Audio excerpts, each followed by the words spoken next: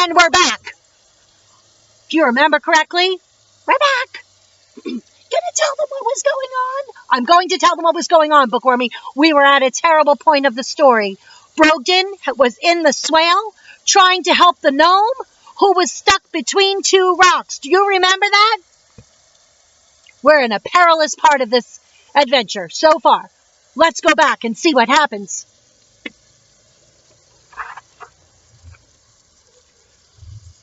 Remember, the gnome had just said, I am not letting go of this chest. Well, then you'll be stuck, because I'm not going to stick around here any longer. This swale is about to become a mighty, roaring river. I don't think I can get you out, and then get myself out of the swale in time. We'll both drown. You must help, Brogden cried desperately. Brogden! Aunt Hazel's voice was growing nearer and more frantic. Brogden! A fork of lightning, white and electric and sizzling, flickered above them, and then a boom of thunder caused them both to jump. A gigantic raindrop hit Brogden square in the middle of the forehead, almost knocking him backwards. And all around them, huge splashy drops pattered the surface of the swale. Plap, plish, plash. 2 more drops caught him, one on his right arm, and one which drenched his long mop of hair so completely he had to sweep it out of his eyes. Even then it was difficult to see with the raindrops falling so forcefully. Oh, the water in the swale was beginning to swoosh by quicker and had already risen to his knees. From somewhere above, but not too far away, Brogden could hear a rushing sound, and he knew he only had minutes to spare. Stand up, he shouted at the top of his lungs. Something in his tone must have been particularly forceful, because the gnome finally, although very reluctantly, set his treasure box on the floor of the basket canoe and got to his feet.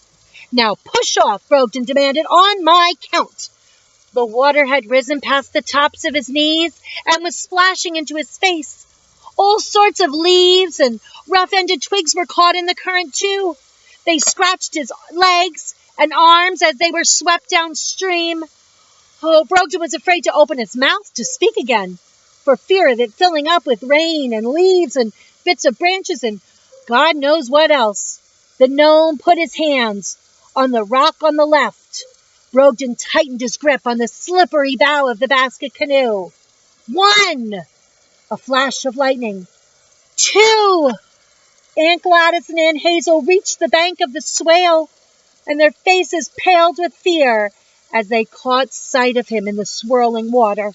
You can imagine how upset they were. 3!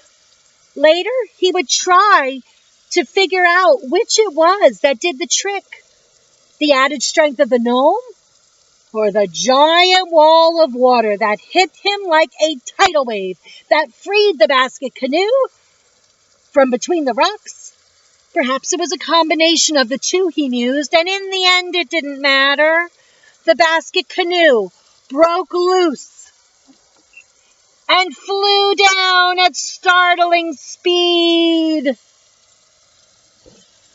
Brogden tried to grab hold of it in order to rescue the gnome, but he, the gnome, had been knocked off his feet, and the last thing Brogden saw of him were his tiny hands clutching the treasure box as he was swept away.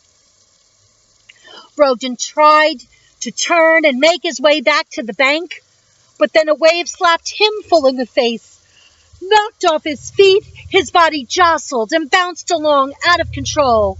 He tried to raise his head for air, but each time he did so, another wave shoved him under and farther down the swale.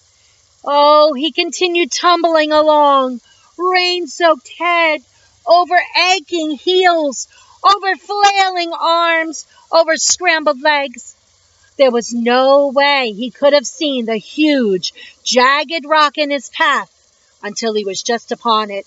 His body crashed into it with a fury equal to that of the storm itself.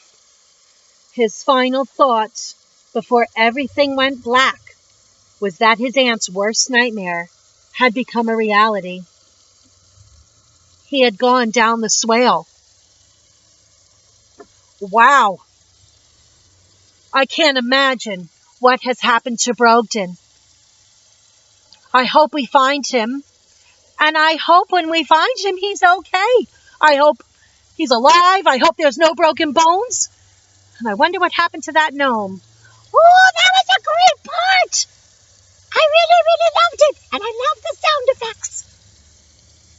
Join us again for Down the Swale. I'm so glad you are not going down the swale. You are staying right beside me. You got it. All right. See you next time.